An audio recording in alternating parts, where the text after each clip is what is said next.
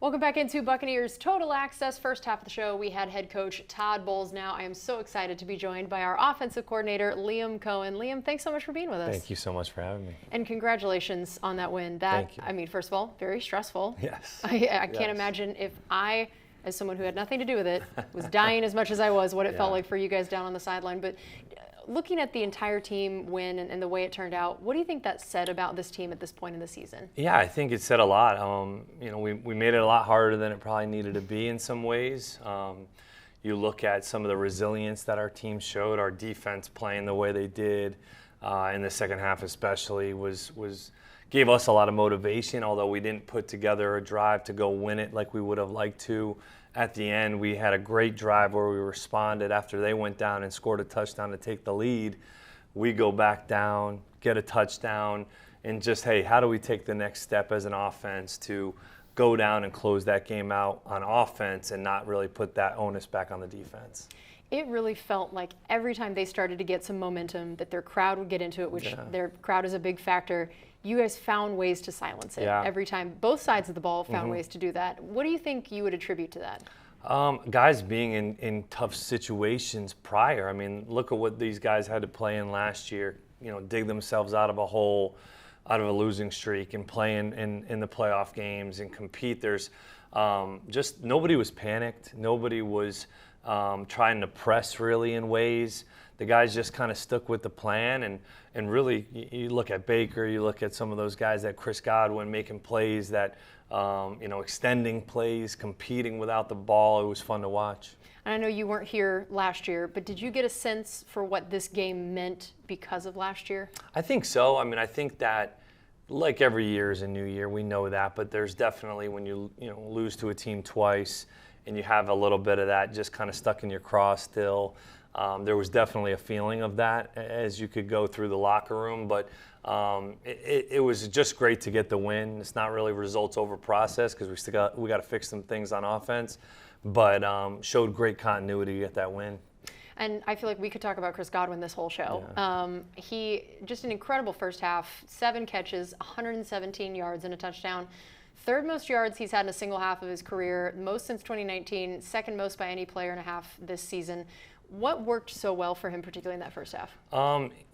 Chris has a knack with Bake. They have a great connection, as does Bake with Mike. And a number of those plays were off schedule, where Bake ended up kind of scrambling and making a play, and Chris was just working with him on a few of those where we were able to get him the ball. And then, the touchdown he was open on, which was he did a great job executing that play to a T. And Chris just he makes plays. He's a great football player. He's a great leader. He does everything right. And so to see a guy like him start the season off so hot, that's great for us. Yeah, do you feel a little spoiled as an OC coming in with guys like Mike and Chris in your locker room, not just from their skill set, but who they are? That's right. The leadership, the continuity, just the accountability that those guys have as pros, that you can walk in the building and know they're going to be prepared every day. They're going to have watched tape. They're going to know their opponent. And then in times of crisis, you try to think about getting the ball to those guys and see what can happen. So it's definitely a luxury for sure.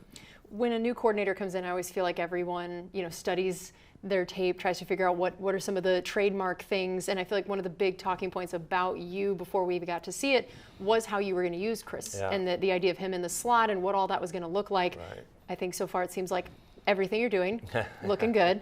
Tell me your thoughts about when you first got your eyes on Chris and thought about it of this is how I want to use him. What stood out? You just saw I just remember even playing against the Bucs in 2020, the COVID year here, and just watching him operate in the slot and having his success in the slot over all those years, and moving out of the slot last year I think was difficult for him at times. So his ability to play in there is because he can also block so well, and that he can do some of the dirty work that, let's be honest, not everybody wants to do. But when you have that guy like we did in LA with Cooper, you use him to your strength. So the defense, when he's in that slot and he's tighter, is it run, is it pass, is it screen, what is it?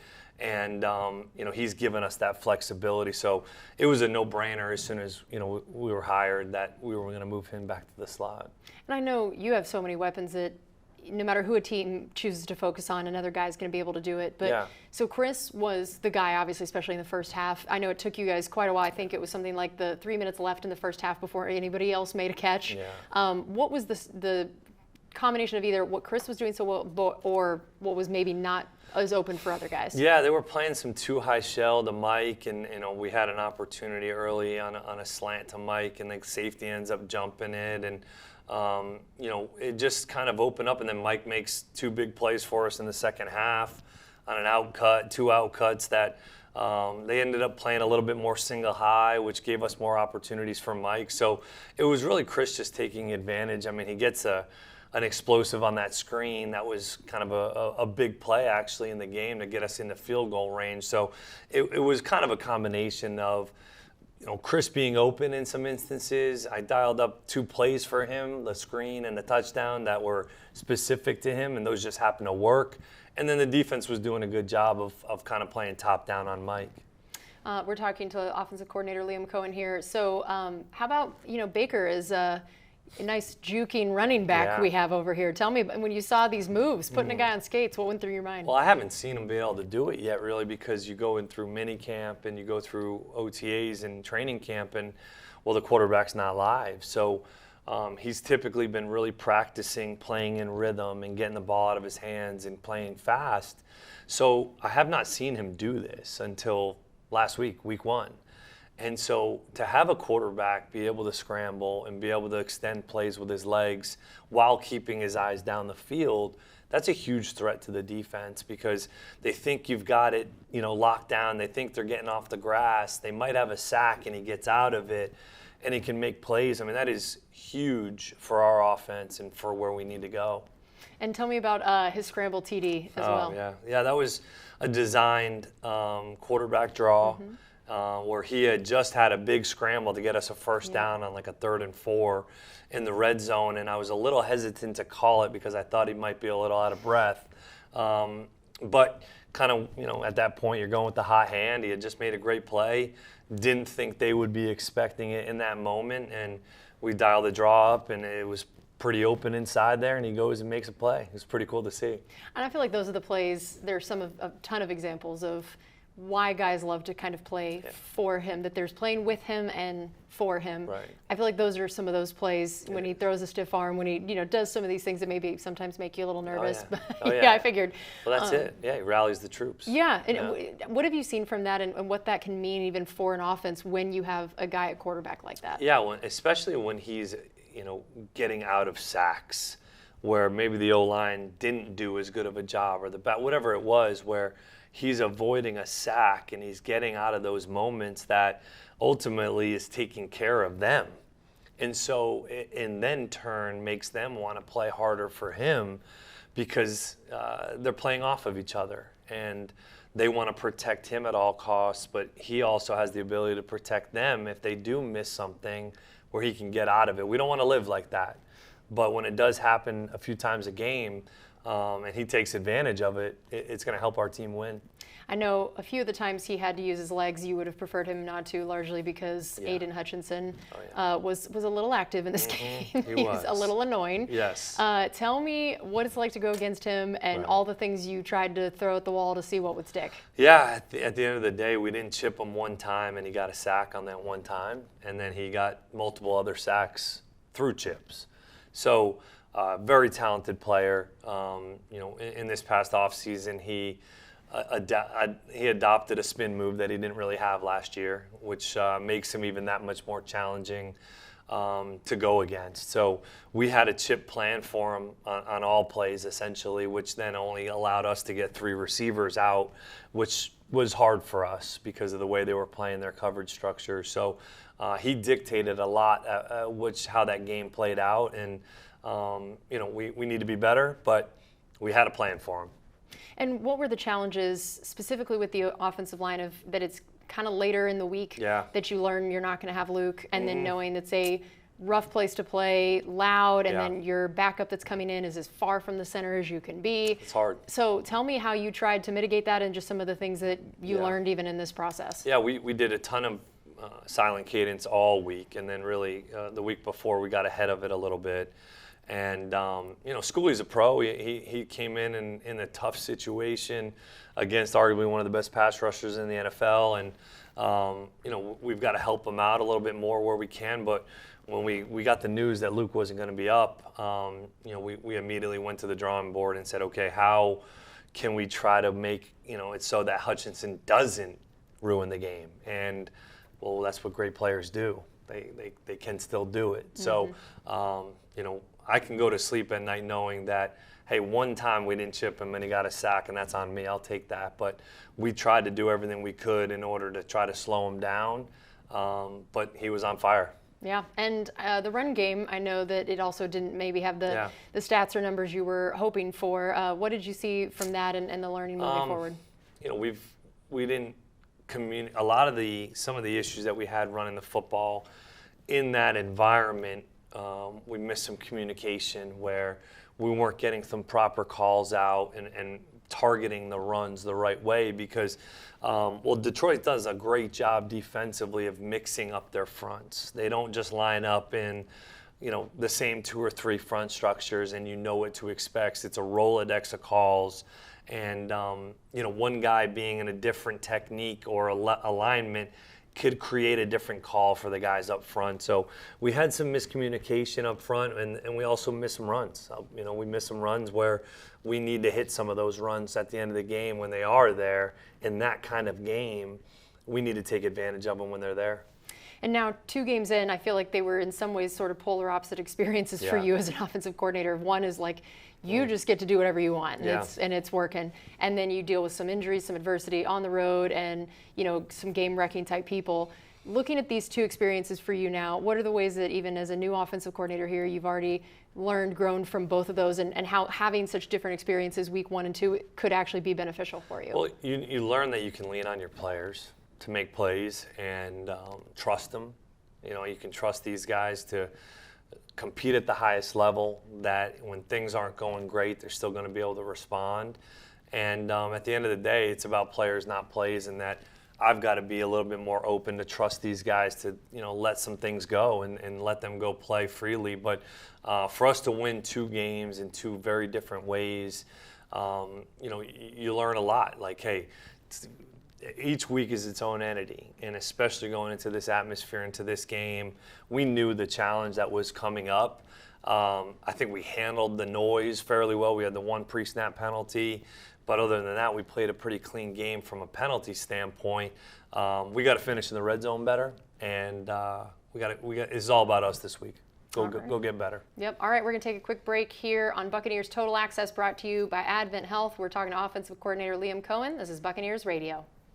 Welcome back into Buccaneers Total Access. I am talking to offensive coordinator Liam Coen. We talked a little bit about this past game, and we'll look ahead as well. But I also, just as a new coach, we always love to give everybody the opportunity to get to know you a little bit better and your philosophy a bit. So tell us just a bit about your path to this point and the points that you really attribute to how you've gotten to where you are and what has formed and shaped you as an offensive coordinator. Yeah, I think kind of growing up in the Northeast and bouncing around in some lower level FCS football in the Northeast, you kind of you learn to do some of the grunt work. You learn to be an assistant coach, and then going and getting an opportunity to go work for Sean McVay with the Rams, and that's kind of where I thought about looking at it, where you're getting your PhD in coaching and trying to learn as much as you can about this game. And then, hey, over the last few years, taking chances on yourself and betting on yourself to try to put yourself in a position, your family in a position to get where you want to go, which has ultimately led us to Tampa. What do you see as the biggest differences in your position for college and pro, and how doing both has helped form you? Yeah, I think in the college level, you only have so much time with these players. You really have an hour meeting, and then you go practice because they've got class, they've got study hall, they've got things to do. And so you really have to limit what you can put on the players. That's something that you learn to adjust to a little. And then, make the transition back to the NFL, and you have time, you have players with experience, you have really smart football players that can do a little bit more. So now it's just finding that balance of, okay, how much is too much? What's not enough? What can these guys handle without slowing them down mentally? I think it's been really nice. And then, obviously working in the NIL world of college football, it's a different landscape. It's a different world, but it allows, you got to be a little bit more patient. You got to have a little bit more, positive outlook on things and get these guys playing. So there's definitely pros and cons, but like the NFL. What do you remember about the interview process here, your initial interactions, especially with Coach Bowles, and what you were also, of course, trying to say, this is why I'm a good fit here, but also for you, it's interviewing about this being a good fit for you. So what stood out to you about that? I think you look at the respect level that everybody in this profession has for Coach Bowles. That was something that I had researched and looked into prior to obviously coming here on an interview. And then when we sat down and were able to talk football, just hearing his philosophy, the way that he really wants this thing to look offensively was very much in sync with what I've always kind of thought and what I've expected an offense to look like. And so that was great to hear the support and to hear his philosophy was really much in line. So it was a pretty smooth process. We really just talked ball. We talked philosophy. We talked football. And it was a pretty good match early on. And what was it like facing his defense early on? Because I hear that not the easiest to go against. Loves to throw everything at you. Yep. How helpful was that for you as you got adjusted here? Extremely. It's hard early on because you're trying to install an offense, and you almost have to teach some exceptions before rules. When it comes to the foundation and core principles of run blocking, of pass protection, and things like that. So it was a challenge, but it prepares you. It prepares you for moments and for pressures and for looks that you're going to see in season. So those reps are now logged for us, and we can always draw back on those experiences to get better week in and week out. We're talking to offensive coordinator Liam Coen. I know you've said a lot of times about that it's about the players, not the plays. And there's always I have my philosophy and my offense, and then there's the actual people I have to go off of. When you got here and got to really know the guys on this offense, how much, if at all, did you have to alter what you had originally planned coming in here? Yeah, I think when you have a true X receiver like Mike, that draws attention, that dictates coverage, that can win one-on-ones down the field if you let them. That's been a little bit of a different learning experience for us because very much so with the Rams, our offense really, it ran through Cooper Kupp, and we would move him around a lot to put him in places. But now that you have, Chris and Mike, well, if they're going to double Mike, well, then Chris can have a good day. And then you see the first game of the season, they leave Mike one-on-one, and we take a op and we get it. And so they can play off of each other, and that kind of helps me as a play caller. What would you say is the hardest part of your job as a play caller that maybe especially people wouldn't necessarily know sitting on their couch? I would say that at the end of the day, it's kind of on you in a way where, hey, if things go well, everybody's yay, hey, and then things don't. Wow, that was a crappy call. That's a crummy call. You stink. Run it, pass it, throw. Everybody's gonna have opinions, but at the end of the day, you just got to be confident in yourself and in the staff, and trust it and go with your gut. But I think ultimately, just piecing together a plan, right? It's like, okay, we want to make sure we have this for Mike, this for Chris, J-Mac, Trey, Rashad, Bucky, Cade. You got to put pieces of the puzzle together, and that's kind of what it is. It's design is really what it is. Do you have moments you can think about where you're like, I absolutely crushed this call. This was amazing. And then times that you're like, what was I thinking? Yeah, I mean, I think the Commanders game, the couple of the touchdown plays to either Chris on the left side on the quick out, Mike on the first touchdown of the season, but really probably the one to J-Mac at the end of the game was a call that Baker and I had kind of gone back and forth of when we had a stoppage in play before the fourth quarter. We both liked the call. It worked out, boom. And then I think you can kind of look back this past week, the touchdown to Chris was something we had really planned for, and we knew we wanted to get to that play. Once we crossed the 50, that was something that you feel good about. And then probably a sack early on in the game this past week when we had Mike one-on-one on a little man-beater rub. We don't chip, to Schooley's side, and Hutchinson makes a play, and you sit there and you're a little bit down on yourself as a play caller. Yeah, but you can't stay down long. I mean, you got to bounce right back up. You got to move on. And so for you, looking at this offensive line in particular, we've talked a little bit about some of your skill position players. This group, first of all, I always love how in the hallway they just move as a herd. Which it's got to be nice I know this last week you had to put a backup in, but overall it feels like the chemistry of this group, even with a few new additions, got built really quickly. I think so. I think you look at the group of 5 there and the rest of the room, really, Hainsey and Schooley, obviously, there's continuity, there's chemistry, but there's, Ben Bredeson's a pro. He's played a lot of football. He's a really smart football player. He adds a whole nother thing to that room, and then you bring in a rookie in Graham, who's got, extremely high ceiling. And some of the things that he did the other night were really, really impressive. Learns each week, keeps getting better, and so you add that to that room, and it's a good group of guys. And what do you feel like are the big things that, especially, O-line coach Kevin Carberry, I've just heard great things about what he's done. What have you seen about his influence on that group? Yeah, I think he and Brian Picucci have done a phenomenal job of we've transitioned a little bit in that room we have all new calls. Even last year with Dave being new, they kept all the same calls up front because the coaches were there prior. This is all new for these guys up front. Run calls, protection calls, everything. So to get all of that installed in a short period of time has been beneficial for us. But it's a testament to those coaches in there. Those guys bought in, and we need to keep getting better and take the next step. All right, we're going to take one more break here on Buccaneers Total Access, brought to you by Advent Health. This is Buccaneers Radio. Welcome back into Buccaneers Total Access. I'm here with offensive coordinator Liam Coen. Let's talk a little bit about that run game. So we were talking about the offensive line right before the break. Tell me about Rashad and Bucky and your ideal vision of these two guys, their skill set, how you'd like to use each of them. Yeah, we're going to need them both. We're going to need them both all season to impact games, and both of them have different styles.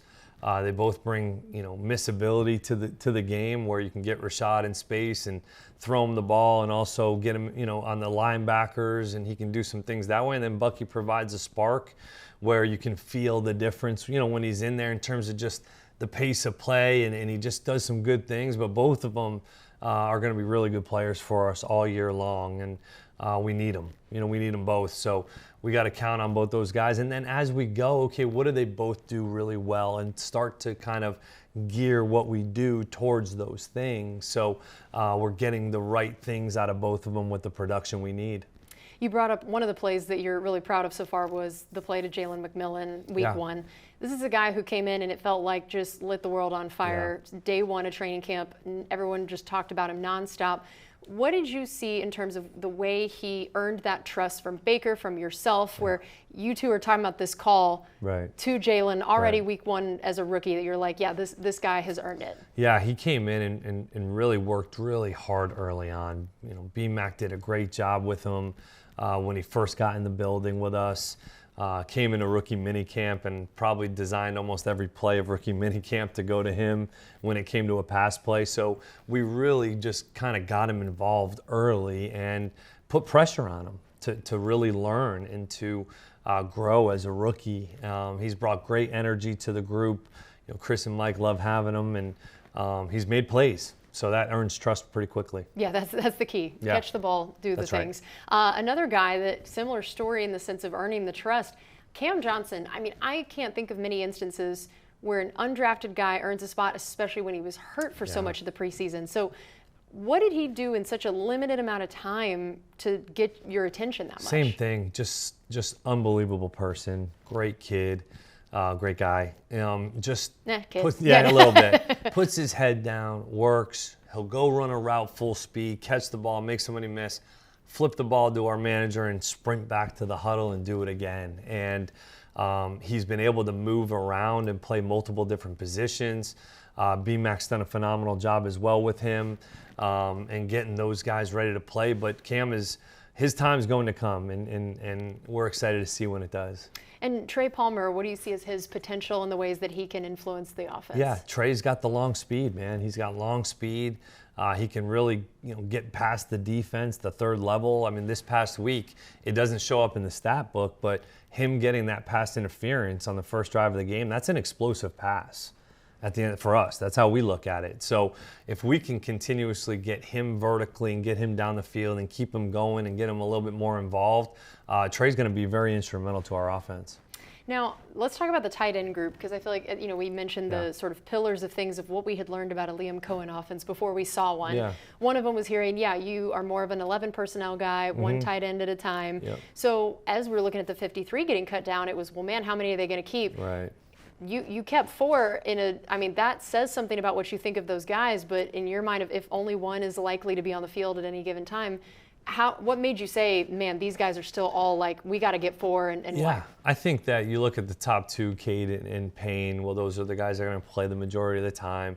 Coe has done some really good things in the run game, but also on special teams. So we didn't want to lose that element, and we also did not want to put Devin on waivers because of some of the future, the things that we can see for him in the future. So that's kind of the thought process there, and we've got to get those guys involved more in the game plan. This past week was a little bit of a frustrating one because we had to use them to chip and Aiden Hutchinson watch. That's right. So we'll get those guys more involved this week, and Cade and Cade's just been so steady. And I actually apologized to him after the game. Said, "Look, man, hey, we had to do what we had to do to win, but I appreciate your patience and your time's coming." So they're going to continue to get better. And Cade, known as the nicest human on the face of the earth, is never going to be upset. No, he sent me a great text back that made me feel better. Oh, well, that's definitely a thing that Cade can do 100%. What do you see as his biggest strengths and the way you would like to use him when it comes to getting him more involved? He's just accountable. He's in the right spot at the right time. Baker trusts him. You can put the ball in tough spots and Cade's going to make a play. He's just such a good dude that you want to see have success because of the way that he approaches it, the way that he practices, the way that he competes. We've got to get him more involved, and we will. And, if you say, all right, my son's going to be like Cade and you'll feel pretty good. Yep, that's very true. You mentioned Devin Culp and the fact that he's another guy, late round pick, still proved that he was, going to be someone you needed to keep on the roster. What are the initial things that you see out of him as that potential you mentioned? He can run. I mean, Devin can run. We've got to get him, a little bit more detail with his fundamentals, techniques, a little bit more consistent catching the football. But he's flashed. He's flashed some one-handed catches above his head, and he can stretch the defense vertically. So excited about his future. We just got to keep going along with him. We know you had history with Baker already, not super long, but brief history with Baker.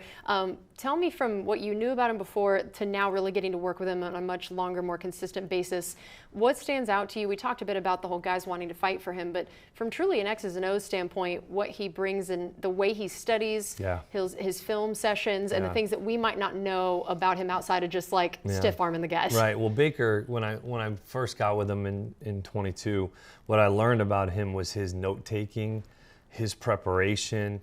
He's extremely detailed when it comes to, he's a highlighter freak. So he's got like a bag of highlighters of all different colors. And when he studies, he highlights things in different colors, and those things have meanings, right? Those different colors have different meanings to him. It's how he studies, it's how he learns. I thought that was very impressive. And he watches tape. He's in here early, he leaves late. He watches a lot of tape with the offensive line. So I think the fans should know his preparation is where you would want a franchise quarterback to be. I like that. We're talking to offensive coordinator Liam Coen. So what are the biggest things now moving ahead, looking to the Broncos, that separate from just what the Broncos do, looking at yourselves, what are the big things that after these first 2 weeks you're going to say, this is what I want to see, this is what we need to focus on? First and foremost, we need to run the football better. We've got to create some continuity. We've got to gain a little bit more chemistry in the run game. We've got to stop going backwards in the run game. That'll help out early on. And then also just being better in the red area. That's where we've gotten down in so many chances to score touchdowns, and we've come away with 3. So we've got to find a better way to compete in the red zone and score some more touchdowns. And then you look at week 1 versus week 2, really where we struggled was on 3rd down. So we need to get back on track this week. It's about us. It's about our improvement, taking the next step as an offense and seeing what happens. What are the biggest challenges in terms of the red zone and the ways that you and your offense are going to try to attack it a bit more? Yeah, the field shrinks, right? So the field shrinks down, and if you are going to double Mike and play a safety over him, well, you've got to be able to run the football. And, that's something that you have to kind of scheme every week is, okay, where's Mike? How are they going to treat Mike? And then what can we do to counter that? So whether it was execution or play calling, it wasn't as good. The first 2 weeks is not good enough. So we've got to go back to the drawing board, look at how we can be a little bit more efficient in the red area, kind of challenge some of these coverages that people are playing. And also the biggest thing is be able to run the ball in the red zone. Now, looking at the Broncos defense, what are some of the things that stand out to you that'll be an interesting matchup? They have 2 good edge players. They have 2 good edge rushers. They play with a lot of 5 down front. They're trying to stop the run while also playing some safeties in the back end. And they've got one of the best corners in the NFL in Surtain. So it's going to be a huge challenge for us. That's a good defense. I mean, they're playing really good defense right now. Vance Joseph has always done a good job. So, we've got to be able to run the football more effectively, as I mentioned. But we have to be creative about trying to get Mike involved, with a really good corner and Surtain on him. Yeah, and tell us a little bit more about Surtain and some of the things that he brings to the table. Because, the Broncos are not a team that, like, the Bucs have seen as often. Haven't gotten a chance to get a look at him. Yeah, long, athletic. Unbelievable ball skills. If you put it anywhere near him, he's going to make a play on the ball. Really, really good at the top of the route. He can transition. He plays vision eyes to the quarterback. He can play man to man. Just a long, good, corner in this league that we've got to be aware of. What's your favorite part of your job? We've talked about some of the challenges with it, the things that can be hard. What makes you decide that, like, man, I'm going to get no sleep. I'm going to die a little bit every week in the study. What makes it all worth it? I think that just working with a group of guys like this here, these players here, these coaches, they're all in. They're all in on what we're trying to get accomplished. When you hear the guys, when we come off the sideline and we score a touchdown, they're saying, "Hey, good call, coach." And they get it. This group gets it. They're fun to coach. They're fun to be around. And so they make going to work every day fun. So, we just got to keep taking the next step. And finally, we'll close with this. What's your process now that as the week progresses, the way you prepare, the way you film study, how far out for an opponent are you looking? Take us through kind of your timeline. I'll start on Mondays of getting a jump on the opponent, this morning, start to buzz the tape a little bit. This afternoon, this evening, we'll do run game first and foremost. And then tomorrow on a Tuesday with the players' day off, we start with more run game in the morning, normal D&D on Tuesday, Wednesday's 3rd down, Thursday's a little bit of 3rd down. Wednesday's normal D&D with a little 3rd down. Thursday, 3rd down, a little bit of red zone. Friday, a little bit more of a red zone emphasis. That's interesting. And for you, when you watch film, what stands out? Just trying to find tendencies. You're just trying to find tendencies, whether it be personnel-driven, formations, situations. You're trying to find tendencies, and then you're just really working off of those percentages, right? Well, all right, 33% of the time you're getting this, or, well, that's not really a tendency. Well, all right, once it goes over 50, we're really talking about an advantage and a tendency. Well, Liam, thank you so much for joining us. I know it is a busy time, as you were describing. This is right when you're doing all your hard work. So thank you so much for spending time with us, and congrats on the 2-0 start. Thank you so much for having me. All right, that's going to do it for us here on Buccaneers Total Access, brought to you by Advent Health. This is Buccaneers Radio.